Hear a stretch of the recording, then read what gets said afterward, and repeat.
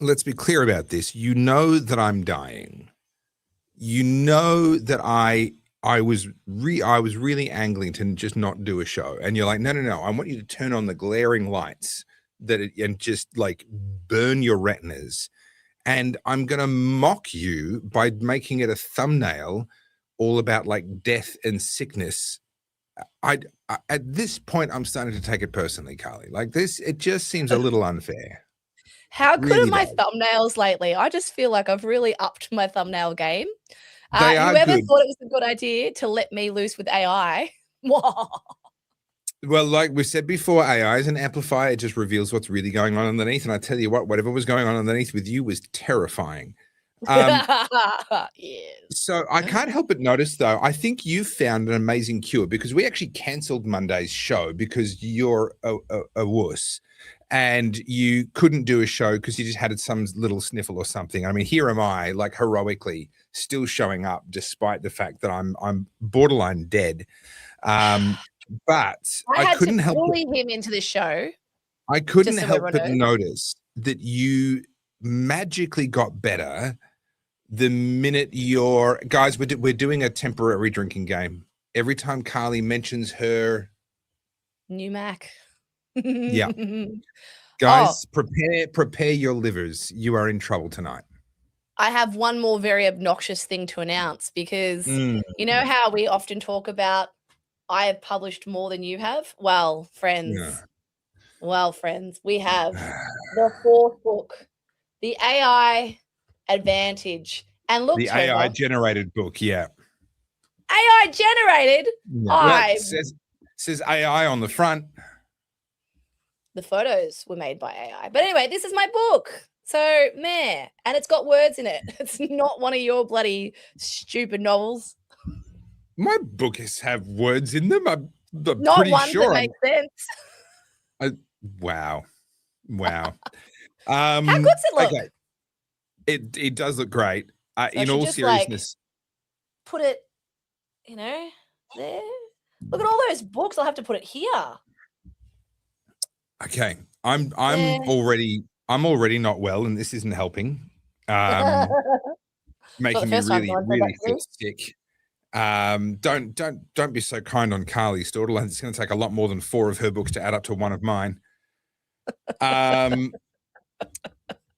And I think you might have got your target audience wrong there, Carly. Well, they're not going to be disappointed with the big dick coloring book. Let me tell you the hot tip, because I'm having way too much fun with that. Short order, Cook has got it mixed up. It's Carly's next book that comes with pencils, and that's actually true. That's actually a thing. Well, to lighten the mood, it's not really lightening it. Do we want to start drinking well? Because I've got a reel to play. I've actually got a couple of reels to play, but I won't bore you all.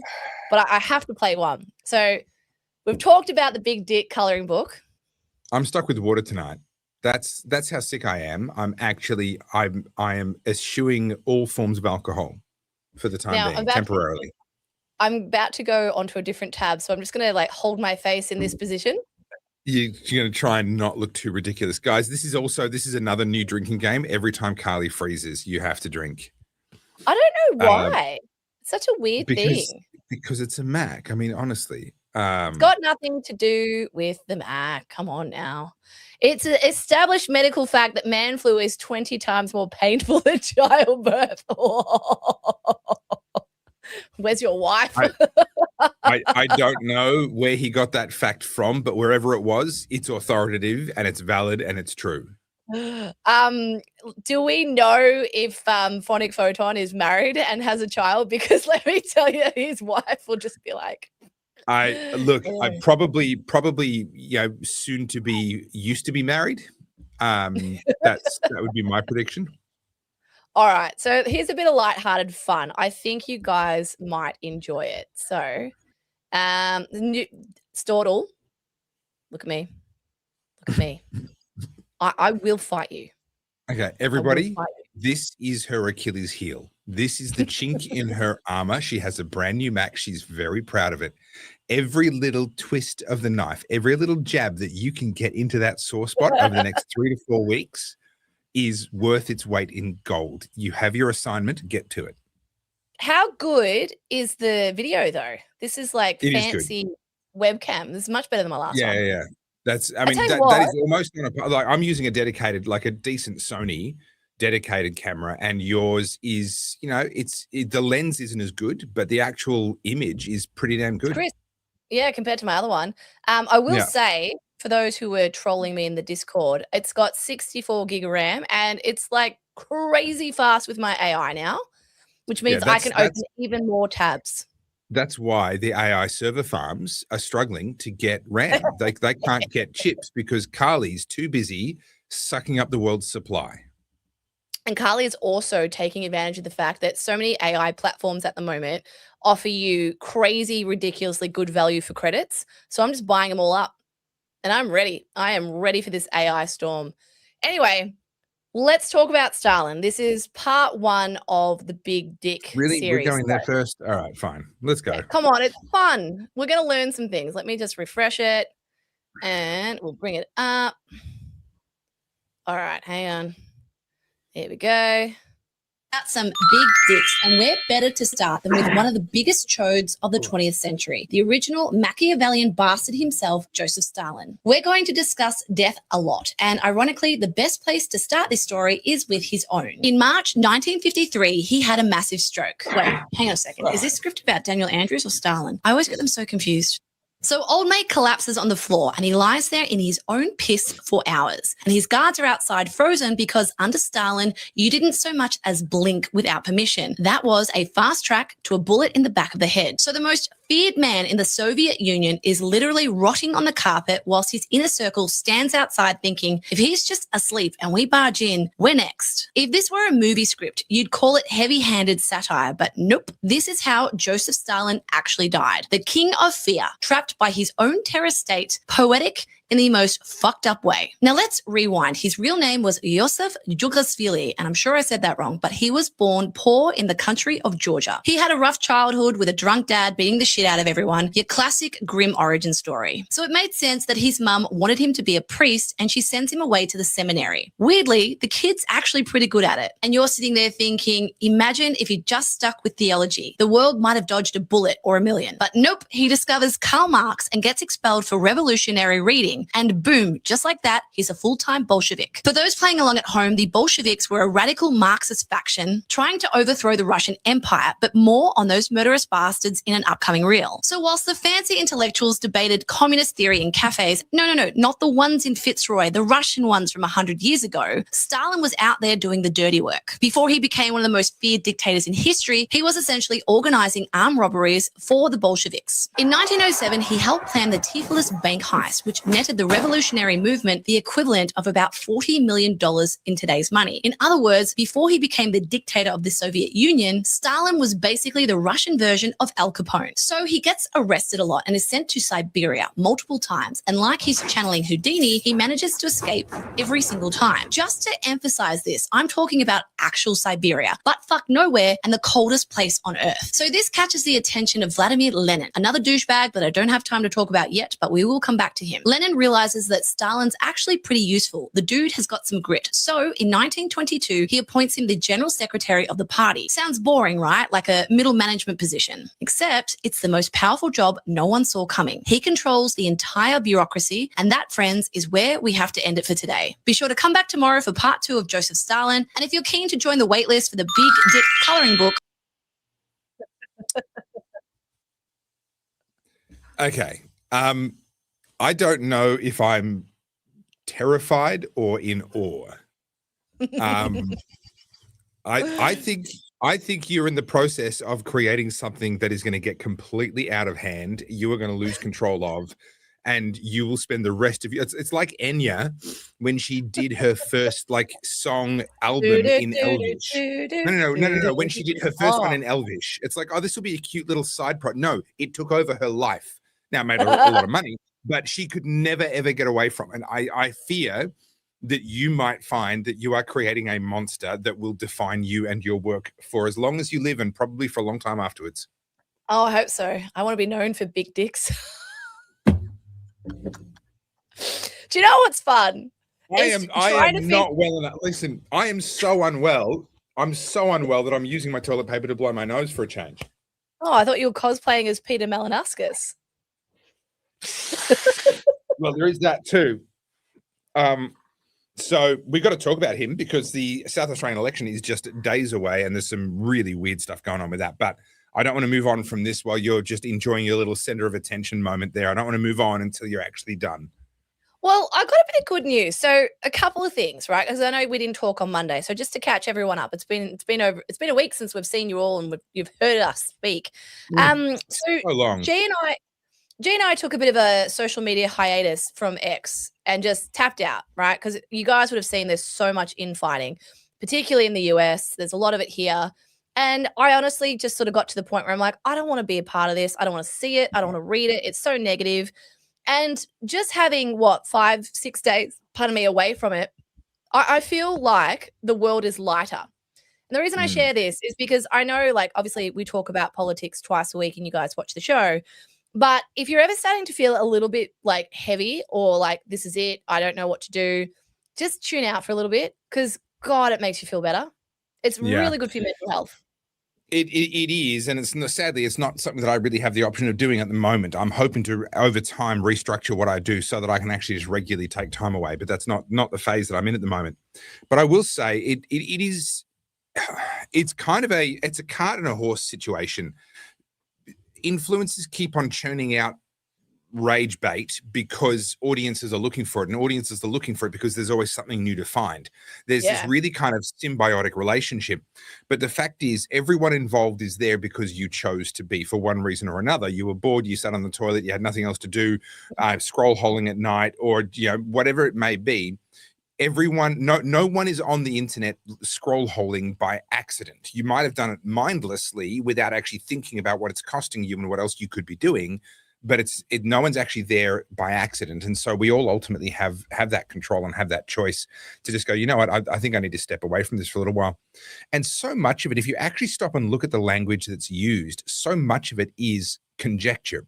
And I want to use a specific example. I've got a video that I've written and I didn't record it today because I'm struggling. This is as good as I've been all day in terms of how I'm sounding. You got all this nonsense around scrolling. Sorry. This comment. Yeah. All this nonsense around Tucker Carlson. Have a look at what's actually known and how much of what's being said is actually just speculation. So what we know is that he was trying to get an interview with the Iranians, and that some of his messages to and from the Iranians are now in the hands of the CIA. Right? That's what we seems to be agreed by both sides. We haven't seen them, but that seems to be agreed by all sides. That much is true. On one side, you've got Tucker saying, I was just trying to line up an interview. This is normal journalist stuff. And on the other side, you've got people saying Trump fed him lies about the Iranians being safe, knowing that he was going to double cross the US and feed that information back to the Iranians. And that was why all the Iranian leaders were in the one place at the one time. And Trump could hit them all with the one bomb. This is like amazing 10D chess from Trump. I'm like, none of that's known. None of that's even close to being known. And you're besmirching the character of him. And okay, so Tucker and I have some pretty fundamental disagreements. I messaged him again today and he replied, which is lovely. But I see the world very differently to how Tucker sees the world. But he's not evil. He's not a monster. I think he's a bit naive sometimes. I think that's his main sin, in my opinion. I think when he was at Fox, I think he's got a lovely, innocent nature. I think that's what makes him so endearing on camera. But when he was at Fox, he was protected from his own innocence because he had an editorial team around him that kind of did the chopping of the bad stories and kept a lot of that nonsense away from him. Then he stepped out on his own and he's still got this innocence. It never got kind of ground out of him by the news business because he had other people that were gatekeeping for him. And I think, in my opinion, he's interviewed some people that I wouldn't have interviewed, and he's pursued some things that I wouldn't have pursued. And I see the world differently to him. But that doesn't mean we have to paint him as a monster. And this is what I find exhausting, is everyone's just looking for any excuse, whether it's valid or not. We don't know what the contents of those messages were. We don't know if charges are going to get laid. I mean, there's some people saying that Tucker made the whole thing up. I don't think that happened either. But, you've got everyone and there's all this noise and fury, and there's people making a fortune, keeping you up to date with the latest developments in the Tucker Carlson story. What fucking story? What story? right? And people are being kept on their phones and scroll holing and doom scrolling, and their heads are full of this nonsense. This is what I talk about in the third session of my masterclass, all about focus. It's a lot about this, and actually just being able to have that third party view of yourself and actually realize, if I was watching somebody else doing what I'm doing, what advice would I give to them? Because it almost certainly wouldn't be keep going. Yeah, I'm the same. I mean, I see things and then I see these like long essay responses, like people have just cemented themselves in this dogma that they're on a side and you cannot reason with these people, right? And it's really difficult to sort of step back every now and then because you're invested in it. And obviously at the end of the day, we all want the same outcome. We want things to come back our way a little bit, after what all the craziness of COVID and all the progressivism. But what I'm seeing now with I'm going to say the right, just to give it a blanket term, is they're turning on each other like the left did, right? It's a form of purity testing. Oh, so where do you sit on the Israel or Gaza or Iran side, right? And that's it. That once you cross that line, you're dead to the other person. These are people that were on our side during COVID. These are people who agree that our government, Albanese, Jacinta Allen, and all of the Labor stooges, they're all terrible for the country. But on this one issue, people are willing to burn the bridge down. Not even willing to entertain it. So another thing, I won't name names. I mean, you guys would have seen this on socials enough, but this constant rhetoric around, they're a paid shill. And people say it to you and me, they say it to the people on the other side, right? And just on this, guys, they're like, just in case anyone's thinking that, someone's getting like heaps of money under the table, you don't need it. There's a much more powerful thing than money to a lot of these people, and that's social media clout. To these people, that is more valuable than money. Having a bigger audience, having more shares, having more virality with their posts, that seems to be more important. So this whole thing around the Jews and the 7K, right? The Mossad 7K. Yeah. Like, people will die on that hill. They're getting paid. Every time you say anything that's even remotely neutral or positive towards Israel, you're a paid shill. Okay, cool. So what you're telling me, in your mind, not you guys listening, but if this is the way you think about things, you're telling me that the only reason people do stuff is just money. That's it. The only motivating factor for people is money. That speaks volumes for how you view the world. And it's really, really negative way, right? Yeah. I was saying this to a guy that runs a Instagram page called The Yarn, right? He was calling out, I need that 7K. Do you know how much this freaking laptop cost me? Like, come on. Through this 7K, I want my turn on the space laser. I'm sick and tired of begging. I just want some of this cash that we're being accused of taking. Like, please. I've got a root canal I need to get done. Come on. Wouldn't it be nice? Yeah. But this rhetoric, what does this serve? That's at the end of the day. And so this guy, The Yarn, he runs like I don't know if he's on other platforms, but he's on Instagram. He runs like an independent journalism thing. And some of his stuff's really good. Some of his stuff I disagree with. But the other day he posted up something about Avi. And then the next one was Rukshan. And it was like, basically, like he said definitively they're paid shills. And I said to him, I'm like, have you got proof? He's like, nah, for them to say this, they have to be. I'm like, are you sure? Yeah. Is it not possible they have a different opinion? And I realized at this point, because then obviously everyone just got into the comments and started arguing and I just tapped out. Yeah. All I'll say about this is it's exhausting and it's making everyone fatigued and negative and anxious. None of this is helping us win the next election. None of this is fixing the country. This is actually making us all really tired. Okay. And that's how I feel. Tired. Let's talk about things, because there's two sides to the focus issue. One is to get your focus away from the things where you're not going to make a difference. But two is to actually turn your focus onto things where maybe you can. So we all know people in South Australia. We may not like them, but we know them. And so we can talk to them. And I know many of our viewers are or some of our viewers are in South Australia, and things like manning polling booths, handing out how to vote cards, all that sort of stuff is actually really important. It does really actually make a difference. Now, this is the latest poll. Let me remind myself who did this one. This is a Fox and Hedgehog, which is one of the smaller polling companies, probably a little bit more variance. Yeah, Fox and Hedgehog. It sounds like a local cafe where the coffee would be pretty good. Like that's what it sounds like. Yeah, that's what I mean. Now, what's interesting is that they've now started calculating. Before we go into the results, the sample size is fairly small. It's only just a bit over 1,000 people. So as a general rule, I like to see sample sizes over 2,000. The error, the margin for error comes down, not exponentially. What do you call it? Logarithmically, whatever that one is.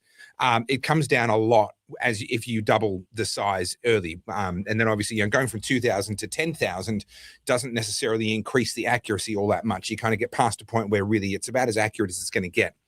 Good on you, Christian. And so 2,000 is what I like to see. 1,000, you have to accept that there's some error in this survey. There's going to be. So with that in mind, they are measuring One Nation having gone up by 1 point. M Summers, my condolences, I guess. I'm not quite sure what you're looking for there. We love our South Australians. Don't be mean. One Nation have gone up a point. Liberals have gone down a point. ALP have gone down 2 points. Greens have gone up 1 point, and somehow others have gone up 3 points. It doesn't. Hang on, it does match. Sorry, yeah. ALP down 2 points. Sorry, Greens down 1 point. I missed that. Greens down 1 point. Other up 3. Now, what's interesting is that they're starting to break down the two-party preferred ALP versus Lib, but then also ALP versus One Nation. Now, what's interesting is, and they're having to make some guesses here. So this is based on preference flows. Now, the funny thing is we don't have a lot of information about Liberal voter preference flows. We have to make some assumptions. Why? Well, because they're not usually eliminated. Most of the time, in more than half of the seats around Australia, the Liberals are one of the two remaining parties at the end. Might be Labor and Liberal, might be Liberal and Greens. They are often not eliminated. Even in the seats they don't win, they're not eliminated. They're one of the last two, which means we don't have as much information about where their preferences flow. So there's a second layer of uncertainty here where they're having to make some assumptions, some guesses. Yeah. So small sample size, guesses about preference flows. But even so, they're saying that actually One Nation are in a fractionally, still very much a losing position. This is looking like a landslide for Labor. Let's not try and pretend otherwise. That's a great one. I thought so too. It's a great one. Just for those listening, it says South Australians are proof that Tasmanians can swim. So the contest in South Australia, let's be clear about this, is not a question of whether One Nation are going to win. I think Peter Malinauskas has got this in the bag, although there is a bit of a weird scandal brewing in the background, a bit of a late surprise in the campaign that we'll get to in a second. But even with that, I'm pretty sure Malinauskas has got this in the bag. It would take quite a shift. It would be a hell of a historic protest vote if all of a sudden Labor didn't win in South Australia. It could happen, but I'd be amazed. So Labor are going to win. The question is, will this be the first time in Australia ever, and in a long time in Australian history, ever, that One Nation become the opposition over the top of the Liberal Party, and in a very long time that someone other than the Liberal or Labor parties are the opposition? That hasn't happened, I think, since the UAP had their original Prime Minister way back in the day. I'm talking, I don't know what that is, 100 years ago, whenever that was, back in the day. So we could see some real history being written here. Now, what's interesting for those that are wondering about preferences, the Liberal Party did the right thing and they put One Nation above Labor and above the Greens in every single district, every lower house, every upper house. They've put One Nation above the Greens. So that was a question for a little while. Are they going to do the right thing, or are they going to try and screw the One Nation party over and kind of destroy whatever's left of their credibility in the process? Well, they've done what, in my opinion, is the right thing. And so we've got a very real possibility, a very real probability, if I'm honest, of One Nation taking over from the Liberal Party as the opposition in South Australia this weekend. Yeah, it's interesting because I watched your video on this. I mean, you said that what's the name of the Liberal opposition leader? What's his name? I keep going to say Hasty. Angus Young. Sorry, he came out and not Angus Taylor. No, Angus Taylor. Angus Young's AC/DC, isn't he?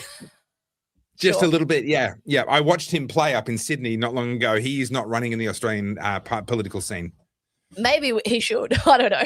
Anyway, so yeah, with all that, I saw today Jess Wilson, the current opposition leader of Victoria, come out saying that there'll be no working with One Nation.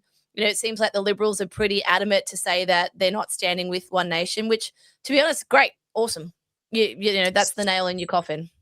Okay, so a couple of things there. She didn't actually say that. Essentially what she was saying was that there are no plans. They've not made any decisions. There's no plans. I think she'll be forced as a matter of pragmatism, she'll be forced to by the federal Liberal Party, because the federal Liberal Party know that if the Victorian Liberal Party don't preference One Nation, if they send their preferences to Labor over One Nation, then the next federal election will be a bloodbath for the Liberals. There's no coming back from that. And if anyone's going to pull that stunt, the Liberals want to do it themselves. The federal Liberals want to do that themselves. They don't want to have that stunt pulled by the state Liberals, and then they're the ones at a federal level that pay the price for the backlash that will generate. So no, I think Jess has got no chance. She will preference One Nation. I think she'll be strong-armed into that. Farah is a little more interesting. Because they don't have to preference Labor over One Nation. They can preference an independent, Michelle Milthorpe, who is the Climate 200-backed independent. So they might convince themselves that they can get away with that people won't notice, or at least nationally people won't notice. So yeah, it's honestly, it's fascinating. I did not think that politics was going to become genuinely interesting at any point in my lifetime. I talked about it because it was important, not because I thought it was interesting. But I got to say, this is pretty interesting. I'm enjoying this. I love Pro Engineer's comment here, and I agree. It's a long way to the top if you want to sound economic policy. Angus Young, probably. Yeah, it is really interesting. Things are moving fast, and I've got some Victorian stuff to show you, just because I know you like to keep up with Gotham City. But what I'm seeing a lot of at the moment, it's what's her name from Cheek Media, Hannah Ferguson. So she was originally on that panel where we saw Abby Chatfield, punters, Joel Jamal, and all that. So Hannah Ferguson pops up in my feed a lot now. She's very, very progressive, very lefty, and they do it with such moral authority. I think that's what I find so condescending. So she gets on there and she's talking about One Nation, and she's saying, like, this isn't the thing that everyone thinks it is. It's because the media has whipped it up into a frenzy. Realistically, very few people voting One Nation. I'm like, honey, clearly you have not been outside your little progressive bubble. Because everyone I speak to now, not even about politics, but everyone I speak to now is like, Pauline seems to be the only one that cares. Now, just to be clear, I'm a libertarian. I still love the libertarians, but they're nowhere in this conversation. And I'm sad about that. But what I'm looking for is just I'd love to rattle the major parties, make them realize, like, no more. We've had enough. Yeah, you can't keep taking us for granted. And this is like a bit of a tangent. Do you want to? When I'm sick and my throat is bad. Look, guys, I'm sorry. I know this is going to piss everybody. I'm not doing. I'm going to struggle to make it to 1 hour tonight, Carly. Honestly, I'm. Would you like me to do it? Oh, look, if you're offering, I'll do the fingers. All right. Tangent time, tangent time, tangent time, tangent time, tangent time. Woo! Yeah. I will say that was a hell of a lot better than I expected. You can be offended that my expectations were so low, but they were. I'm going to say, well done. That was actually pretty good. I'll have you know, I did singing for a very long time. I was not ready to sing properly, but that'll do. Anyway, so I've been playing the social media game recently, right? With all my content, all my reels and things like that. Because I'm trialing, because I'm doing stuff for you, I'm trialing things that I'm learning from, say, other successful YouTubers and Instagrammers, as well as, your Gary Vaynerchuk's, your Alex Hormozi's and all that sort of stuff. I'm trying to take it. I enjoyed it too much. Thank you. I'm trying to take all this all on board and seeing how you can cut through, right? Because unfortunately, really important messages aren't very interesting. You've got to deliver them in a way that you can cut through. And that's why a lot of people do the sort of, the polarizing hook, and they'll say something outlandish to get your attention, and then you watch and then you smooth message him. Yeah. And so I really want this big dick thing to do well, right? The big dictators thing. And I know if I just talk about history, people will be like, right? Okay. So in between these reels, I've been posting a little bit of fashion culture stuff. And I did a reel the other day on witchery, and it went mega viral. When I say mega viral, someone from the fashion industry saw it and then sent it to everyone. And without me doing anything, the industry I've been trying to break into for like the last 6 years, all of a sudden started following me. I went up 10,000 followers overnight. People who are like the creme de la creme of the fashion industry just started following me. And do you know why? Not because of me, right? I'd like to think it's me, but it's not. It was my message. So it in was this the particular, AI. it was the AI. Sorry. Yeah. It could have been. I won't play the reel if you guys want to see it. It's on my Instagram. But basically, I saw a collaboration that they'd done with a celebrity, Lara Worthington. She used to be Bingle. And the clothing was just, it looked like Vinny's stuff, right? And it was really expensive. And so I said the obvious thing, which is that this is rubbish. You're only selling it because it's attached to a celebrity. I'm sick of being gaslit by this industry. This is arguably crap. And then that was enough for the, I saw the comment, that was enough for the message to go viral. And then what you have is a catalyst for other people to start saying the thing that they've been thinking. The reason this matters is you got to remember these industries are incredibly woke, incredibly progressive. And then all of a sudden, it's like something has shifted. People are no longer going to sit there and have shit thrown down their throat anymore. And so a lot of these people are the trendsetters, the elite, right? You call them the fashion elite, whatever. They're the ones, the tastemakers. And people are turning their backs on it. And who else is a tastemaker? A lot of these progressive people who have been talking about all this nonsense for years and years and years, and people are tapping out. And it was the first time I've seen it, not just politics, right? I know we talk about politics all the time, but culturally, people are tapping out. And I thought it was really interesting. You know, they say if you wait long enough, everything comes back into fashion. I just figured if I just hate fashion long enough, eventually everyone will come around to my point of view. And look, it's happening. No, but it is interesting because if we can talk in sort of progressive language for a second, these power structures come into play, and often they emerge organically for good reason. Someone, it turns out, actually does something with some fabric at some point in our history thousands of years ago, and other people are like, oh, actually, I like that. And the idea of the influencer, the taste maker, is kind of born. And now next year, what's she doing this year? Is she doing anything new? And the fashion industry is born organically out of genuine human endeavor and human activity. But the moment it becomes an industry and there's a lot of money to be made, there's a lot of prestige, you get to work with models and photographers and get on the front of magazines and all that kind of nonsense. Well, now you get a whole bunch of people who want to be in the industry for the sake of the industry. It's no longer necessarily, it can be, but it's no longer necessarily being led by the people that others look at and go, wow, that's I would never have thought of that. That's how it starts. That's the reason why an industry like that forms. But then once it's an industry, other people want to take it over. It's a little bit like if we can boil it down to individual companies. As someone with crazy ideas and visions starts a company, and then and early on no one else wants a piece of it because they don't believe in it, then the person's brilliance shines through and it becomes a company, and now it's worth billions of dollars, and suddenly all these corporate climbers are trying to get, I want to be the CFO, I'm going to be the CEO, I'm going to climb this ladder. They never had what it took to make it what it was in the first place, but now that it already exists, they want to have a piece of that action. And as we saw with Apple, your beloved company, they kicked Steve Jobs out of the company that only his mind could actually create. It nearly went bankrupt. He came back, resurrected it again. And I will say, obviously, he's no longer designing Apple products now. For anyone that's not sure why, you can Google it. But the company continues to do well. Like it obviously matured past that point. But the first time they kicked out Steve Jobs, it nearly killed the company. And that's what happens with industries. All the corporate climbers, all of the wannabes, all the people who just want to get in the fashion industry because they get to work with models all day long, or whatever it is in their head they think it is and means to be in fashion, all those people have taken over the industry, and they're doing 100%. To it exactly what Apple did. Yeah. Look, the thing about the fashion industry, you see this all the time, particularly in Australia. It's a small market. It's very insular. They all know each other. But what happens is you have these groundbreaking new talents who come in, disrupt it, does really well for about a decade. And then, of course, they want to expand. They want more stores. They want to go international. They get, investment from venture capitalists or private equity. Yeah. And then what eventually happens is they kick out the designer every time. Yeah. This is tale as old as time. Yeah. And what I thought was very interesting from this reaction, people are in the comments saying, oh, do we care about fashion? Well, you should, because fashion is a ginormous industry with a significant influence over half the population, most of them being women, right?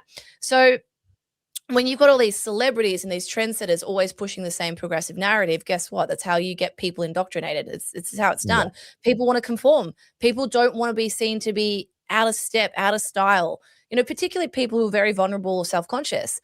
But I basically came for the jugular. I did it in a funny way. But do you know what's even better? This is actually a little segue. In the first reel, do you remember the movie Devil Wears Prada? Sure. Yeah. My wife made me watch it. Yeah. Brilliant movie. There's a famous scene where Andy Sachs, the young girl, she's wearing like a blue jumper, and Miranda gives her that ultimate dressing down, basically, like schools her. Very famous scene in the movie. Anyway, so I thought for this fashion reel, I was going to wear basically the same blue jumper. I had a version pretty close. Anyway, I put it on and I put my hair back in a ponytail and a plait. I never wear it like that ever. Anyway, I do the reel. It goes viral. And rather than anyone address my argument, not one person that was negative to the reel addressed my argument. Every single one was insulting me for wearing the sweater. And so, like, honestly, like bees to honey, it was perfect. So my follow-up, I said, you know, for people who believe that they're so culturally literate, you miss the most obvious reference, but you do exactly what we expect you to. You sat there and you dressed people down because you thought you were more superior. And what was so interesting to me, the CEO of a company called Subi, it's a denim company, very big company, or was at one point. It's gone into administration twice, and I think now private equity owns it. The CEO of that company commented on my reel and tried to dress me down. He's like, yeah, you clearly don't have any fashion authority. And that's how you know you've hurt them. If the CEO of the company has to leave a comment, you're like, ooh. Yeah. So I think, like, not just fashion, I think a lot of these last sort of bastions of woke, right? The culture, the arts, I think it is done. Like, it's just, you just need to wait for the house of cards to collapse. The industry's not done, and it will metastasize. This is something that I've learned over. I mean the woke ideology. Yeah. But it's something that I've learned over 17 years of sort of doing this is it's very easy to look at things and go, it's been fractured and broken. It can no longer function. It'll collapse. Actually, it can no longer function the way it was functioning. But there's a lot of people with a vested interest in figuring out what the new form needs to be. So it's not going to be as simple or as Hollywood as that ideology collapsing in the industry and then all of a sudden it's gone. It will metastasize. The people that have had power will find ways of trying to protect and preserve what they can, and it'll metastasize. But what I think is true is that the power of the gatekeepers to keep the industry exclusively ideologically aligned is broken. I think that's an accurate statement to make, and that's true right across the arts, in photography, in film, in acting, in fashion, in every various artistic endeavor. So many of them have been completely captured, and they're captured because gatekeepers were a thing. They existed. They were real, and gatekeepers are actually becoming a thing of the past, and that's largely thanks to technology, largely thanks to the internet. And what we're seeing now is the outworking of that. This comment here, are there still artsy woke areas in Melbourne or has it collapsed? I regret to inform you that north of the river is basically Danistan. We don't go there. It's the dark, shadowy place. That is where all the socialists and the communists live. It's a very scary place. But we've got some super chats to get to. So first one here. Yes. Thank you, Jen. Here's for some ripper thumbnails, Carlz. Thank you, Jen. I appreciate it. CJ Westman, it's established medical fact. Yes, we've read that. Testify. I wanted to jump onto this one from Summers where she's asked about what Tucker said about the military. Do you want to make a comment on that quickly? About how he said it out of surrender? I've only seen it out of context, but it does seem pretty disgusting. I like from what I've seen, but I don't like to go too hard on something until I've actually seen the full context. But the stuff that he said about raping women and all, it's like I'm not sure that can get saved by context. I really don't. I don't understand how that makes sense in any context at all, honestly. But having not seen the context, I'm not going to go any further than that.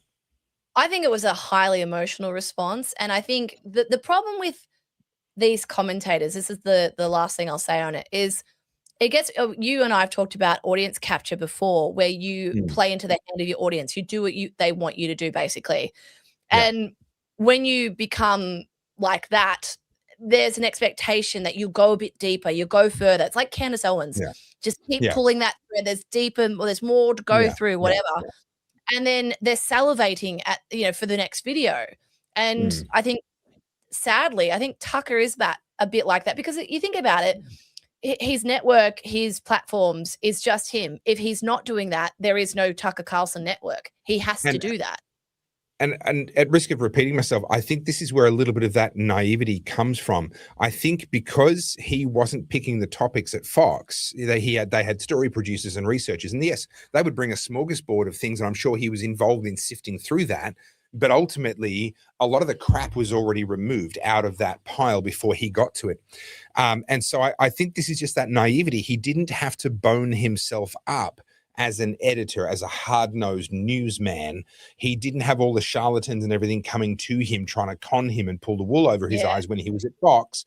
And now that he's exposed, he's directly face-to-face with anyone in the world who figures out how to get a hold of him. And obviously rich and powerful people are going to figure that out. I think that there is he feels like he's not ready. A little bit like the comments that you and I make about people who, it's like, if you didn't have to work, if you didn't have to muscle your way out of that cocoon, then you won't know what to do once you get there. And I don't want to be disrespectful to Tucker. I like him. I think he's a beautiful human being. And I think it hurts me when I see people accusing him of having, being a traitor or double motives or other agendas. Like, no, I think it's actually the opposite. I think he is so innocent to just how Machiavellian other people are. He doesn't have that in him. And so he becomes easily used, I guess, by people who do have that in them. So, and I'm not defending what he said. I said to him in the text to him today, I literally said to him, you and I do not, there's a lot of things you've said that I don't agree on, but I also think it's wrong the way that you're being treated. And that's my genuine position. I've said that to him, and I'll say that to you. I think he's a beautiful, innocent man, and not innocent of any wrongdoing, but innocence of a child. And I just don't think that he was properly prepared for the world that he finds himself playing in. He makes emotional responses, and in my opinion, makes some poor editorial choices. Social media is a really difficult game because you need to appease your audience, obviously. You need to entertain your audience. And then you also need to defend your position, because if there's other people trying to come and take your crown as like, the biggest streamer or whatever, I think it's, having done it with you now and experiencing the podcast, I think that if this blew up, if the Oddcast blew up after 6 months, I probably wouldn't be in the right headspace for it. It takes seasoning. That's the best way I can explain it. You got to really sharpen the tools. I've been pretty tough on you at times, and I've sometimes wondered, like, oh dear, I don't know how Carly, I don't know, like next time we talk, is she going to be frosty? But you've been amazing every single time. But I've had to be pretty tough on you a couple of times, because it gets into your head, and you do get too concerned, in my opinion, more concerned than you should be about how, what people think or how they'll respond to these sorts of things. The question of whether or not my audience is going to like what I have to say does not factor in my thinking. I do not consider it at all. What I consider is, can I, in good integrity, go to sleep tonight knowing that I made a video that added value to the world? That's the litmus test.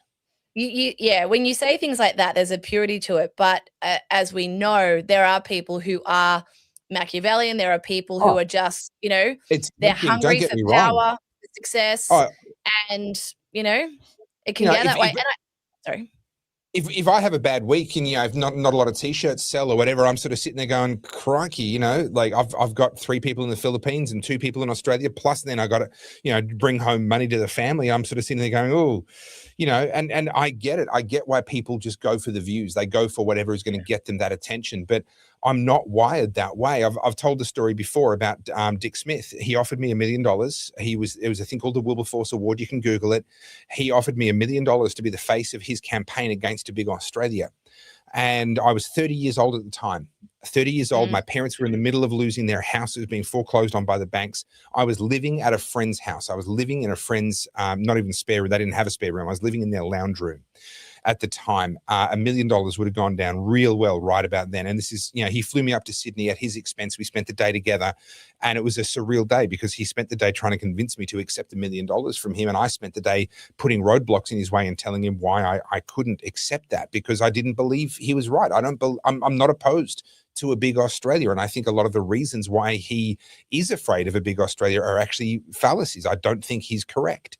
And so, so sorry if I can just finish that point, but I didn't know that I was capable of, I didn't know that my integrity was worth more than $1 million to me until that day came up, right? None of us know, like, what's your price? I don't know.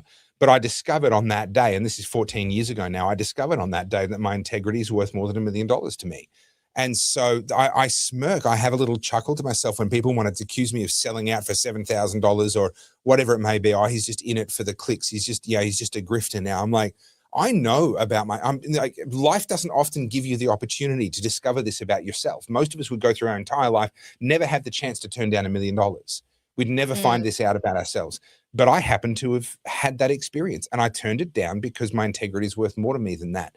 And I think in the long run, that's going to reward me richly. I think that if I'd made that decision the other way, I don't think that would have worked out well for me. And I think I would forever live with the reality, the knowledge in my conscience that I have a price.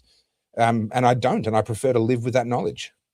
This is why I laugh about the 7K from Mossad or from whatever. I'm like, don't get me wrong, $7,000 is a lot of money to some, but like, no, it's not enough for me to do something that maybe I would feel uncomfortable with. When people say, oh, sell your nudes or whatever, I'm like, dude, my nudes are like a Birkin. They are like a Himalayan Birkin. Impossible to overpriced find. and definitely not worth the money. Yeah. Thank you. I agree. I agree. But like, it's one of those things, like, I sort of go, I've had a couple of people ask me to do like a sponsored post in the last couple of weeks, and I'm like, no. Do you know what I mean? Like, I don't need to work that hard, but it's not my thing. But G's brought this up here about Rennick.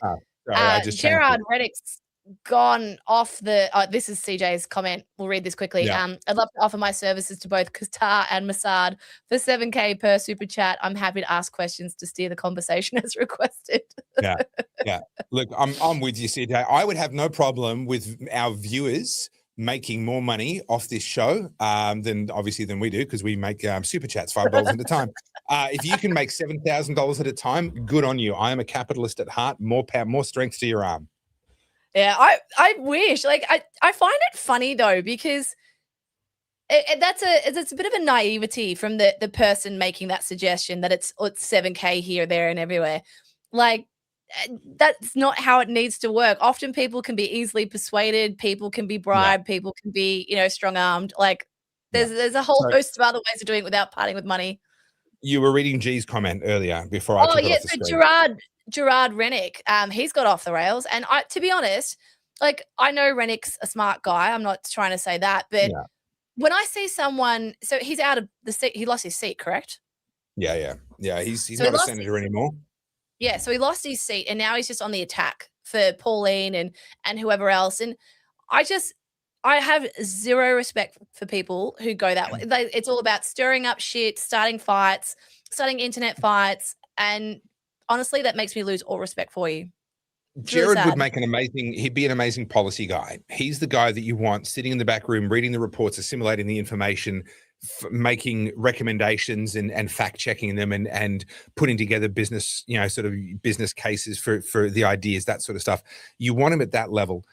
He is genuinely, I interviewed him. I did a slow chat with him years ago. And I said in multiple times publicly after that interview, he's genuinely one of the highest IQ, one of the highest mental horsepower people that I've ever interviewed. It was phenomenal the way I could switch between topics, and he was with me, and his recall of data and information, his research across an incredible raft of topics that affect all Australians was genuinely impressive, more so than anyone else I've ever interviewed, and more so than me. But unfortunately, the sense that I get, and I've talked to a lot of people that have either worked with him in his office or worked with him when he was in the Liberal Party, and what I've observed of his reactions to people online is that there's a certain rigidity in that intelligence has brought. And he's right and everyone else is wrong. And more than that, if you disagree with him, then you must be motivated by evil intentions. It can't just be that you've come to a different conclusion. And I tasted this when he made a post criticizing immigration, and I made a counterpoint because I'm not opposed to immigration. We just need to do it better than what we're currently doing. And I never even insinuated that he was motivated by racism, but he then snapped back at me and accused me of calling him a racist and said that, you know, I expected better from you. I thought we knew each other, blah, blah, blah. I'm like, well, we do know each other, and I never called you a racist because I know you're not one, right? But in his mind, I'd come out with a position where I was saying that I thought he was wrong on this particular point, and there was this real sort of snap that came with that. And I think we're observing that with a lot of other people. What that means, unfortunately, is that the movement is going to lose that intellect because he's burning bridges, he's burning friendships. He's an asset. He's just not an asset in the role that he's trying to occupy.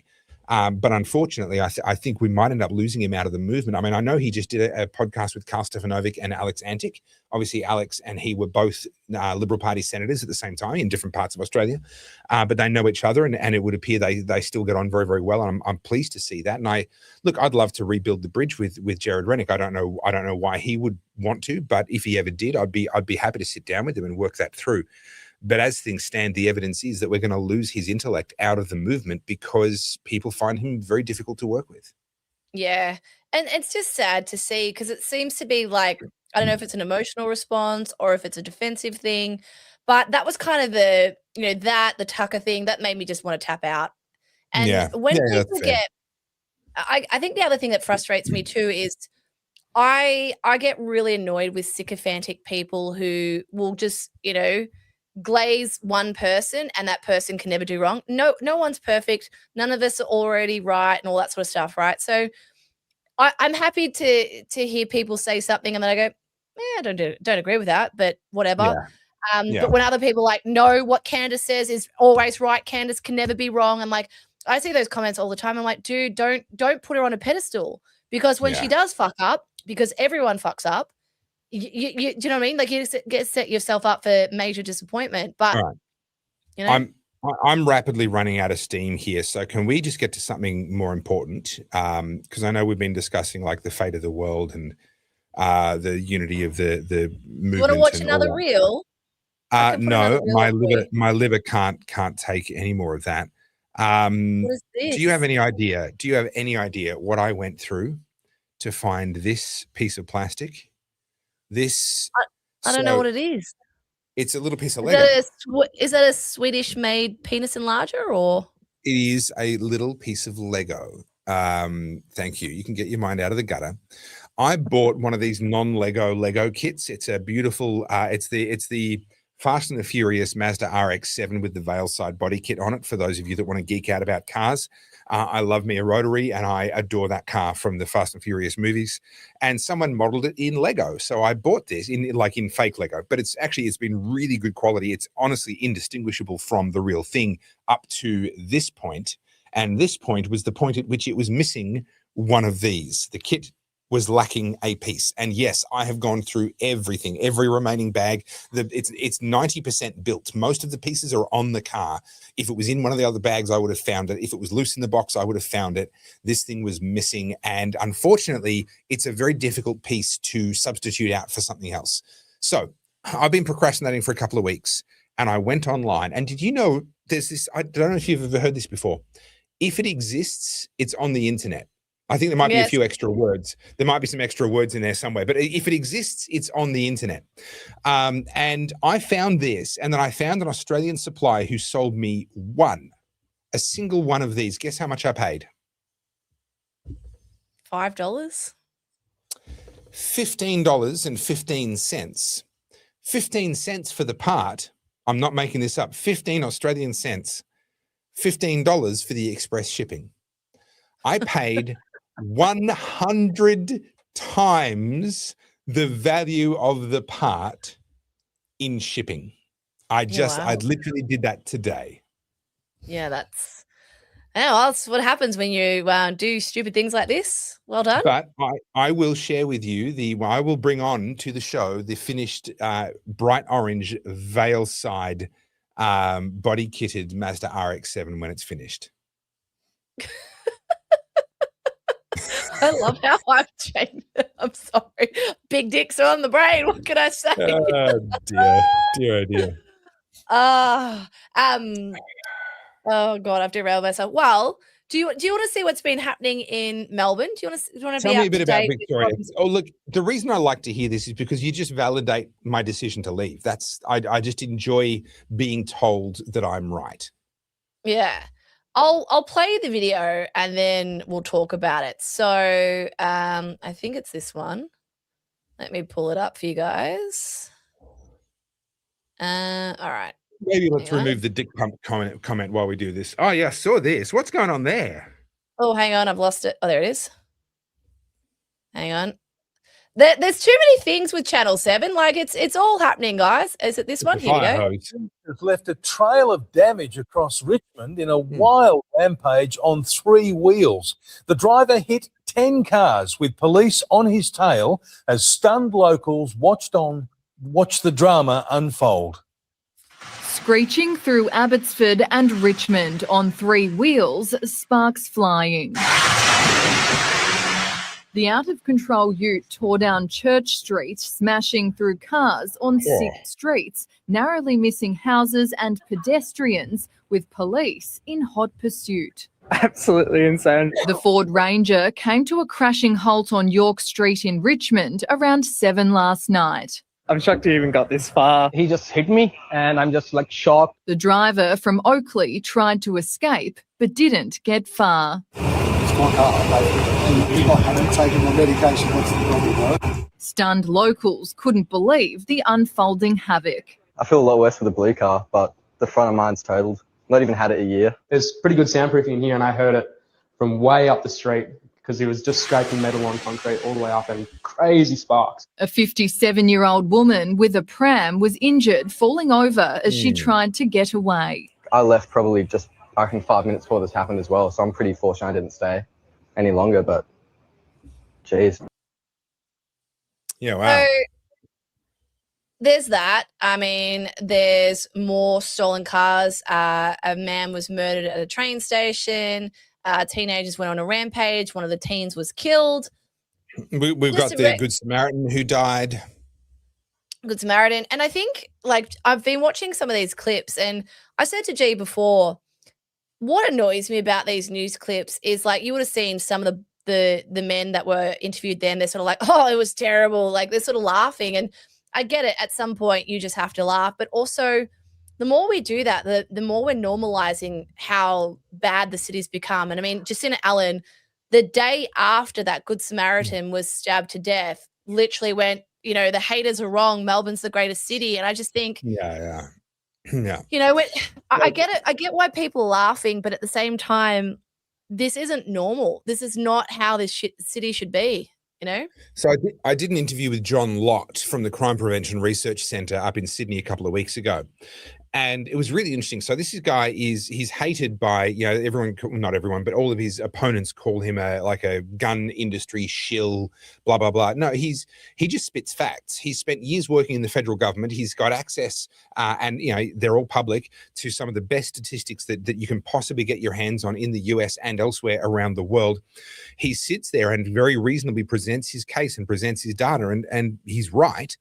And one of the points that he made, he said Australians don't understand their own data. Australians have this perception that Australia is super safe, and it just isn't. And he went through some of the data. So there used to be, it's been kind of terminated now, but there used to be a thing that was a global crime survey. And what was important about this particular survey, so there's 2 ways to measure crime rates and statistics. One is based on police reports. But we know for a fact that a very significant number of crimes just aren't reported to police. And when there's a crime wave, that percentage increases. More people are just like, I can't be bothered. I'm not going to waste my time. For example, we know that actually only about 1 in 5 rapes is reported in Australia, right? That means that 4 in 5 never even hit the data. Right. Now, something like murder, that's almost always reported because someone notices, someone finds a body. So, you know, so something like that almost always does get captured. But all the other data often doesn't. And so how do you figure that out? How do you find out what's missing if people aren't reporting it to the police? Well, that's the second way of gathering the data, which is through surveys. And the thing with a survey is there's nothing in it for you to answer. So, for example, some people will make a false report to police because of an agenda, a vendetta, or sympathy, media, whatever it may be.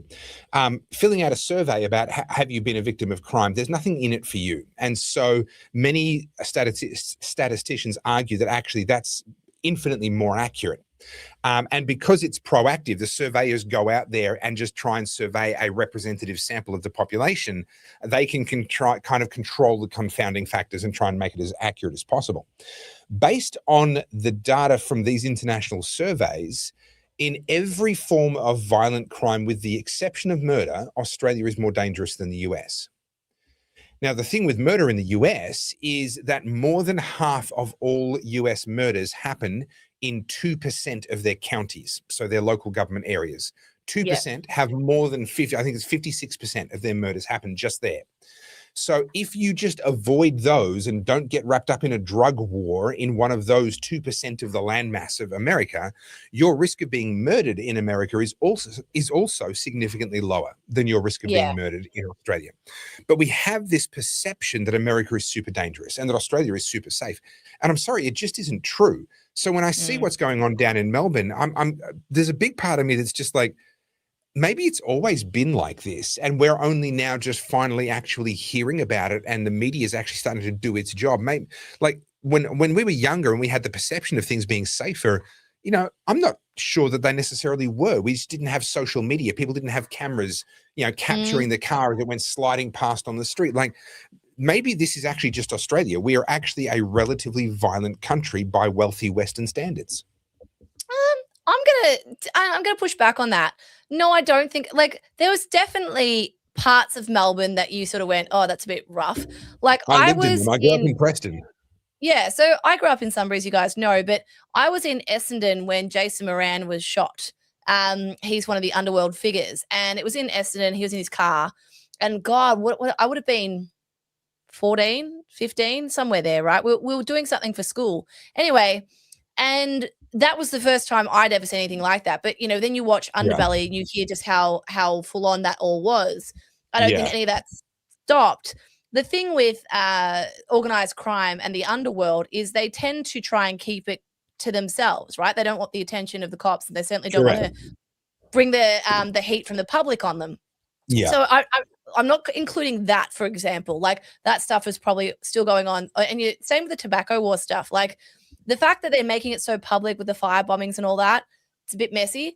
But the other crime, the home invasions, the machetes, the stolen cars, that's not normal.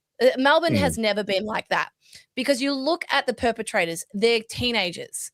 These are the kids who have grown up with gentle parenting. They're kids that have been, their parents aren't allowed to punish them. Their teachers aren't allowed to punish them. These are kids who have free reign to do whatever they want. And this is the result. This is a result of all of the policies that have been implemented over the last 20 years. And this is the consequence. So, no, it's not normal. I'll say this in agreement with your point, which is a shift that I think has undeniably occurred is, in my childhood, criminals were actively trying not to get caught. If they were going to steal a car, it was parked at the Northland Shopping Centre car park. If they were going to break into your house, it was when they were pretty sure no one was home.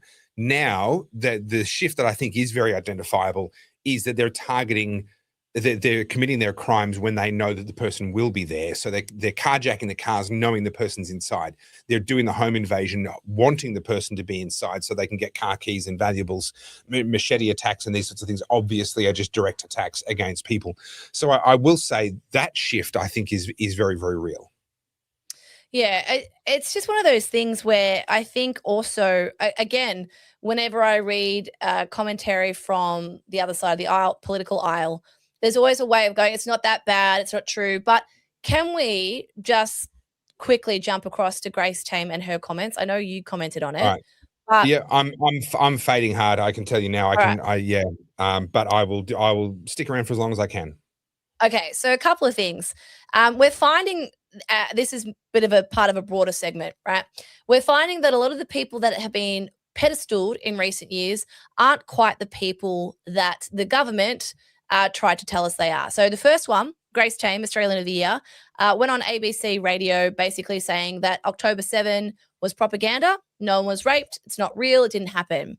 Now, depending where you sit on that argument, some people think Grace said the right thing. Other people are like, this is abhorrent. We have survivors. We have witness testimony. We have evidence and proof. There's that. There's a former Queensland of the Young Australian of the Year who's just been arrested on child exploitation material. And we have an OAM whose job was to look after kids doing it rough, and he hogtied them and abused them. And these are people who have gotten our nation's top honours. So if we want to wonder why things are the way they are, maybe we need to look at who we're pedestaling. Yeah, and this is the reason why, you know, you've talked before a lot. We've both talked a lot about the virtue signaling, the need to jump on and to have the right causes. This is why, because if you have the right cause, you can be a horrible human being and get away with it for quite some time. You know, it's a well-known fact. The most likely place that you're going to find a male predator is going to be either in a childcare center or at the front of a feminist march, right? If you want to catch a male sexual predator, go to one of those two places, right? And because they can give the appearance of, oh no, I really care about kids. You know, I'm a man, but I'm working in a traditionally female industry. I'm breaking down those stereotypes and blah blah blah. You know, no, I'm out the front. I'm the biggest feminist you ever met. You can snip that and put it alongside the I'm a communist, or I'm a Marxist, whatever it was I said. You know, these people hide in plain sight because they stick a sticker on themselves that says, oh no, I'm this. I'm this. And what happens is the other people within that echo chamber, they'll celebrate and say, oh yes, you're wonderful, you're wonderful. And then all of a sudden, and actually this is kind of funny, I hadn't made this connection before, but this actually harks back to what we were talking about before with the arts. How true has it been over the last 60 or so years that people who are absolutely horrible human beings, I mean, in some cases, really disgusting human beings, we were told we had to turn a blind eye to that because of their artistic talent. You know, you don't ask questions about what went on behind closed doors with certain people because I bet he's such a wonderful painter, or the whole controversy around Michael Jackson and all this other stuff that at the time you weren't even really allowed to say it. You weren't even, now it's kind of acknowledged that that was probably true, but we weren't allowed to observe that because but they're so talented. You have to kind of and within their closed circles, people definitely knew, but they put it to one side. And it's a little bit the same with these ideological causes now, where it's like, look, Grace might be difficult and she might be this and she might be, she might be a Jew hater. I'd say there's reasonable evidence on the public record to suggest that she probably fits that description, but people can debate that if they want. But she's on the right side of the XYZ course, and she's young and she's female and she's relatively pretty, so she can be the spokesperson. So we're going to brush all that to one side. But I think this, again, so there's three things coming together here. There's that old kind of making an excuse for bad behavior because they're so talented and everything else. Nowadays, because everything's so political, we do the same thing for people who have the right ideologies and can communicate that publicly. But then you get the third part of it, which has now just escaped me. Gosh, I must be sick. Normally I can organize my thoughts and go back and bloody bullshit. This is you just pretending. Oh, I know. Yeah. I will come back to that when I think of it. That was an important third point. I have a comment. So as you guys know, through Ko-fi, there's different tiers that you can join up to. And we've got the Producers Club. So the Producers Club is where you guys can bring us topics that we need to do a segment on. And I know Topher's trying to bitch out, but he has to answer this one because I can't do this one. This is particularly for Topher. So I was going to bring up... So Miles Christie L. Disciplis, I can't say your names. Don't do this to me. This is his question. I've copied it here and I'll put it in the chat. And then I will share it on screen. Here we go. So I'd be interested in both hosts' take on the falling levels of Christianity, specifically in the country, and what effects it has had, and cover off on why and how it can be repaired. Sorry, I think there's more to his question, which was, through human effort, not God's, as when he wants something, he gets it. Yeah. So it's an interesting question. There's two premises built into this question. The first is that the falling levels of Christianity are a bad thing. I agree with that premise, but we need to identify and be honest. That's a premise. That's an assumption that you and I are both bringing into this question that other people will look at and go, well, hang on, I don't agree with that premise. And so they're going to see this very differently. But I agree that it is a problem that it's falling. But the second premise is that it's falling. I agree that it has fallen. But actually, there's considerable evidence that that's really changing. So you'd have no reason necessarily to be aware of what's going on all over the Middle East right now. There is a phenomenon that is taking place to the point that if you talk to any missionary or probably to any Muslim in most of the Middle East, and you say, have you heard about the white man that's visiting people in their dreams? Oh, sorry, the man dressed in white. The man dressed in white that's visiting people in their dreams. They've all heard of it, right? They've all heard about this. What's happening, I believe, is that Jesus is giving people visions of himself. He's meeting people. Now, one of the really fascinating things about scripture is the Bible makes a promise. All who seek will find. Now, the really interesting thing about that is if you then connect that with Romans and the teachings of Paul, where he talks about the shrine to the unknown God, and he preaches about this unknown God. It was whatever city that was, I can't remember. They were very devout about worshiping. They wanted to worship all the gods. They were seeking. They were wanting to do all the right things. So they built a shrine just in case there were any gods they didn't know about yet. Right, they built a shrine to the unknown God, and Paul used that and preached from the basis of that. This is the unknown God that you innately know there's something out there that you haven't found yet. This is he. So if all who seek will find, and if even the Apostle Paul was going to use fake religion and fake faith, but people who were sincerely seeking, right, to point the way to Christ, what I believe is happening is God is revealing himself to Muslims who are devout Muslims. They are serious about their faith. They're not casual. They're not dismissive. They're not going through the motions. It's not cultural. They are really seriously working out their faith. I believe it's the wrong faith. I believe it's a false religion. I believe it leads to hell and it helps to bring hell on earth. But God is recognizing you are seeking, and I'm going to visit you, and I'm going to reveal myself to you. And there's this incredible phenomenon, the man dressed in white appearing to people in their dreams. And they are converting to Christianity, and some of them are being executed for it. In many of these countries, it is punishable by death. And they are going to their graves saying, no, I'm a Christian now. The man in white visited me in my dreams. And they're willing to die for that. So you look at China, you look at India, you look at revivals that are happening there, but actually also in the West. And now this was already happening. And Carly and I had actually talked about this on podcasts, but it was accelerated by the assassination of Charlie Kirk. Young men in particular actually going, hang on, I don't have any meaning and I need something in my life. And many of those people turn into church. Now, what's really interesting is they're tending to turn for the older traditions of church. The Catholic Church is having a huge revival right now. I'm not a Catholic, but that's one of the things that's happening. Older denominations, older Christian books. It's not so much the new fandangled seeker-sensitive Christians that tried to mold themselves into something that was acceptable to the world. The world is looking at that going, no, that feels fake. It feels like you're trying to impress me. I don't want that. I want the real thing, the hard thing, the thing that tells me I've got to make some sacrifices and change how I live. There is a massive revival going on now. Is that enough to undo the last 40, 50, 60 years of declining Christianity? Well, in numbers, probably not. But I would suggest to you that 60 years ago, there were an awful lot of nominal Christians because it was socially expected that you went to church.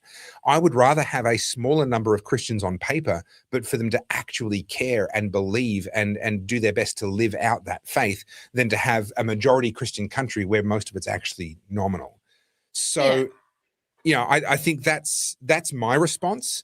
I in terms of what we can do, I think you've just got to take ownership over what's in your backyard. You can't change the level of Christianity in Australia. You can only change the level of Christianity in your own life and the lives of the people that God has given you immediately around you. So that's the area where you've got to do your work.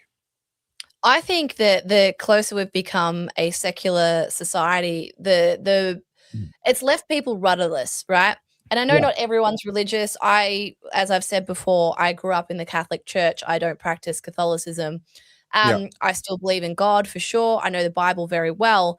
But I think for a lot, and I'm seeing a lot of this, right? Again, culturally, I look at things and there is this massive shift away. Do you remember the girl boss era? Like the CEO girl boss, like you can have it all. climb the corporate ladder, get the Birkin. Absolutely toxic. Yep. So toxic. And I'm happy to admit I was in that camp for sure. I thought that, you know, buying the designer bags and having the, you know, the success, that was what I needed. And I can tell you now, I got like, not close, but I got pretty close. And it's the most miserable I've ever been. And the things that make me happy now is, you know, like I love cooking. I love doing things around the house. I like gardening. Like, I guess part of that's also maturing and getting older. But what I'm seeing is I feel like a lot of people lack purpose. And when you lack purpose, you can either be destructive with it, as we could, pardon me, see with a lot of the youths and a lot of people who maybe pursue things like addiction and, you know, blow up their, like you hear a lot about the midlife crisis, right? When people just spectacularly blow up their life. And it's because they're lacking purpose. And I think the removal of religion from people who aren't particularly motivated to seek out purpose or who are naturally sort of inclined to be ambitious, that they fall into the trap of idle hands. I do honestly believe that. And so for a lot of people, this is why you see people who beat addiction. Russell Brand's a really good example. He became a Christian. This is the man who's seen the height of heights, super wealthy, had it all, married to Katy Perry, was a full-blown heroin addict, an alcoholic, a sex addict, all the things. And he's been able to reinvent himself. Now, you know, and I think that's where we're kind of at. I think we're at a crossroads. And I see this as well with social media. Everyone's arguing, but do you know what you're arguing for? Or are you arguing for the sake of expending energy? Because I feel like a lot of it is very superficial. So I'm trying to think of his name. He's a big podcast, Diary of a CEO host, Stephen Bartlett. He just recently did a podcast. I think it was with Wes Huff, actually, the buff theologian. He's got arms the size of my legs, and he talks about God. No, he's good value though. And Stephen Bartlett told Wes Huff, I think it was him, the story about Stephen Bartlett's best friend who lived in Dubai, was super successful, lots of money, all the rest of it, and was ready to kill himself. He was completely, had lost all meaning. And then he lost touch with him for a little while. And then the guy popped up. He'd become a Christian, moved back to America, got baptized, started pursuing his faith really seriously, completely changed his life and built it around, I'm a Christian now. And I'm like, this is real. I'm going for this. And he said, he acknowledged, and he's like, he's the happiest I've ever seen him. He's got more energy, more purpose. He is more him than I've ever seen before since he became a Christian. You know, you tie that in with people like Jordan Peterson. Sort of, he's got this really agonizing way of doing everything that he does. You know, and I don't know that he's a Christian, but he certainly has spoken a lot about the importance of values, the importance of sort of facing your demons, overcoming your demons, these sorts of things. And these are sort of Christian adjacent. These are Christian values without being Christianity. And that's an important distinction, because it is only through Jesus Christ that we can be saved. Like that is a line we all need to cross over. But the world watched as Jordan Peterson agonized with that line. We watched as Russell Brand crossed that line. We've watched as a bunch of these high profile people have taken some really interesting steps. And I think that that's probably contributed as well to the revival that we're seeing. But honestly, I think it's actually just part of the revival that we're seeing. I talked to all the pastors in this area. I spoke at a men's breakfast the other day. A couple of pastors were there, and there's a pastor here that comes and prays with me once a week. Every week we get together and pray over the city together. I speak to these people, and every single one of them I've said, hey, listen, are you noticing an unusually high number of people just walking through the doors of your church, coming to church for the first time, seeking, just like an unusual, and all of them unanimous? Yes, it's extraordinary. I've been in ministry for 30 years. I've never seen it like this. When I was up in Sydney for the Aspire conference a couple of weeks ago, I spoke to two different pastors up there, one from South Sydney, one from Central Sydney. I asked them the same question. They both had the exact same response for me. These are people that aren't hearing each other's responses. I'm asking them in isolation. They're replying in isolation. So far, 100% of the church pastors that I've asked this question have affirmed this is happening. It's absolutely real. There you go. My faith and my journey is mine, and I'm not really keen to talk more about it. But I think for a lot of people, it's a deeply personal thing. You find it, you seek it. I think for a lot of people, the looming threat of World War III and the collapse of everything, the anxiety that people have been riddled with since COVID, it's taken its toll. And I think what people are looking to now is not just leaders, whether it's government leaders or it's political leaders or it's cultural leaders. People are looking to lead themselves. Yeah. And I think for a lot of people, that's usually towards religion. But there you go. I hope that answers your question. This is great news. Insert funny handle. I'm going to be a dad. Yay! Cool. The oddies are growing. Yay! Excellent. Right. I love it. I'm out of puff, but we need to talk about tomorrow because tomorrow is a big day. Yes, first day of your masterclass. So just going to hide that comment there. So the masterclass starts tomorrow. I need to get a good night's sleep tonight so that I am in tip-top shape for tomorrow. So I'm bringing back the masterclass. I did the masterclass first in 2024. It was hugely successful. The feedback I got from everyone that did it with me was amazing, really genuinely life-changing for some of them. Obviously, individual results vary, but for some of them, truly a life-changing experience. I capped it at 50 people back then. It's not capped this time, and we've got a few more than 50 in it, but it's not massive. You're not going to be lost in some huge sea of people. It starts tomorrow. We're talking about values. You want to talk about purpose and talk about having a reason to get out of bed in the morning. One of the funny things about values is that unless we stop and really genuinely think about it, we don't know where we got ours from. And we don't know if we learned them from someone. Let's say, oh, well, I got mine from my parents. Okay, where did they get theirs from? Like, ultimately, we very quickly discover that we're kind of running on a kind of autopilot here.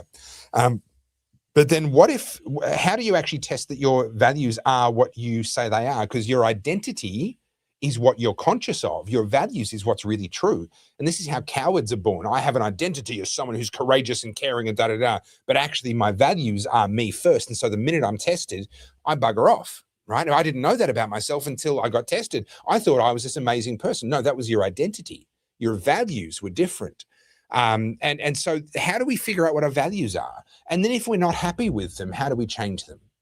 And then what do we do that's practical, that's really actually actionable on a moment by moment, day by day basis? It's not some Jordan Peterson style agonizing soul searching thing. No, what's a simple practical tool that we can use in the real world to help us stay on our values and to act in accordance with our values and to show us when we haven't so that we can return. That's all tomorrow. That's tomorrow night. And that lays the foundation for what follows over the next 8 months through to October the 22nd.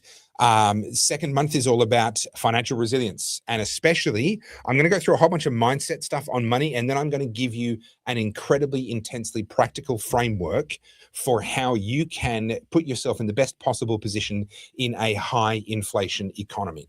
Specifically, I'm not here to sell you anything. There's no multi-level marketing program. I'm not going to put you into crypto. There's none of that. There's no sale in there. I'm going to give you a framework, which if you choose to use it, will have the result of putting you in a much, much stronger position in a high inflation economy. Month 3 is all about focus and what you do with your focus and your time and your attention. This is about the black pill. It's about depression. It's about progress and actually getting somewhere in life. And it's about being able to live according to your values and making sure that your focus is in the right direction for your values. Then there's hope, which is in June. This is incredibly powerful. We need hope, but hope is so often weaponized against us. People use our hope against us. It's incredibly cynical, but people do it all the time, and we need to understand how that works. Then there's courage. This is where we will dive deep into your identity versus your values, because courage doesn't exist in the sense that love exists. It's not a feeling. It's something that emerges in the moment. And where does it come from? Why do some people have it and other people don't? Why do some people have it at one time but not at another time, or in one area but not at another area? We can answer all of these questions. Do you know if you'll have it? You can know, and you can surround yourself by other people that you have confidence in will have it. Month 6 is all about faith. This is not just religious faith. This is faith in each other and faith in ourselves, faith in the past, faith in the people that built the civilization that we were a part of, and faith in our descendants and what we're passing on to them. But yes, it will involve religious faith as well. Then there's month 7. This is about community. This is about who we surround ourselves with and how we organize that community, because lots of people have tried to build communes, communist style, kumbayas, and they fail miserably. They end up in abuse, they end up as cults, they end up as all sorts of things. So we know we need community, but actually we often do it really badly. Is there a good way to do it? I believe there is. And then finally, month 8 is just this intensely practical next steps. And believe me, if you're struggling at the moment already because of what's happened with fuel and all the rest of it, then you needed to have already implemented the next steps. And by October of this year, you'll have that and you'll be able to do that. And I know that feels like a long way away, but we've had to spread these out, because last time I did them back to back 1 week after another, and it blew some people's brains up. It was too much. So we've spread them out a bit more this time. So that starts tomorrow night. All 8 sessions are on an early bird special for $299 right now, down from $792, I think it is. At full price, it'd be $792. Right now, it is $299. And I will drop the link into the chat so that people can have it, because the price goes to the normal price as of tomorrow. Once we start the course, the price becomes its normal price rather than this early bird price. So if that sounds interesting to you, Pro Engineer, I am saying nothing about crypto or anything else. I do not sell crypto. I'm not going to put you onto a crypto exchange. I don't play those games. But yes, that is fine. No, yeah. So that's that. It happened. It starts tomorrow. If you want the early bird special, you need to jump onto the link that I just put in the description and do that tonight, hopefully. Great. Awesome. Other than that, don't forget, guys, if you haven't, you can get your tangent time. This is the, hang on, I'll do that. This is the new one. Woo. Yeah. You can get your tangent time t-shirts and be part of the Oddies. And also just, what's that say? I'm not sure. That's why I brought it up. Does it say, how do you get into the course? You'll get an email from Carly that'll have some instructions for you. Follow those instructions. Or are you asking how to get, are you asking how to get laid? Because that's like, you're very close to asking, how do you get into course? And that's a question for your mum. Okay. I'm not tackling that one. I was gonna say, my mind is clearly in the gutter because I read that completely differently. Guys, if you want to support the show, the Oddcast, you can go through Ko-fi there. You can buy a one-off coffee. You can join up as a member. Producers Club, there's about 7 of you in there now. And that's where, if you want us to do a specific segment, you can make a request in there and we'll bring it up each episode. Really sorry, this week is not back to normal. I was sick on Monday. Now Topher's got the plague. Yeah, God, being human, hey? And I'm trying to recover for tomorrow, because tomorrow is, no offense, everybody, but tomorrow's more important. At least it is to me. So I got to get a good night's sleep tonight and get some good rest. Nothing's more important than the Oddies. Thought I made that pretty clear, that I'm the most important, obviously. I think. And just remember, I have a new book out. Topher doesn't have a new book out, but I've now written 4. So if you'd like this, carlzjsoda.com. Yes, sorry, Topher. I have an actual book out that has like actual words and stuff. Okay. I have words and pretty pictures. Look at that. Look at that. Yeah. Look at it. Yeah. So you enjoy selling those children's books. I hope it goes really well for you. I mean, look, it's a perfect precursor to your coloring book. I'm not knocking it. I'm just saying you've found your niche. You've found your lane. Good for you. You know, I hope it goes well. Do you know what's going to happen? I'm going to give you a prediction. Once Chicken in the Noodle Aisle is written, it's going to be a New York Times bestseller, and I will not let him live it down. I will predict that it won't be Chicken in the Noodle Aisle that does that, but I will predict that the Big Dick coloring book is going to go gangbusters. That is going to go very well. Yeah. Guys, let me know in the chat just before we go. History can be very dry, right? And let me just tell you the whole desire behind it. Just when you think you're out, they drag you back in. No, I think it's so important. And I mean, you guys, I'm preaching to the choir. I know you guys are sort of probably on the same page, but with a lot of the silent majority, a lot of your regular Joes, your normies, they don't know this stuff. Like, I'll give you an example. I think I've got like 57,000 Instagram followers, and I put up a poll and I said, do you know who Stalin is? Did you know anything about Stalin? Did you not know who he was? And overwhelmingly, I'm talking over 80% of like almost 30,000 people that responded said, no, I didn't know who he was. Like that to me is extraordinary. So the way I see it, you know, we need to make history somewhat more accessible and fun. That was the whole point of the big dick thing, right? And so I think it's a lack of awareness and it's a lack of knowledge that's actually the problem with a lot of these policies. This is why the young generation is so enamored with socialism. They don't even know who Stalin is. They don't know anything about Mao. And it's crazy. Anyway, that's all. Can I just say, this is the comment of the night. Penthouse, Playboy, and Hustler had words when I studied them. Yes, but they weren't books in the same sense, right?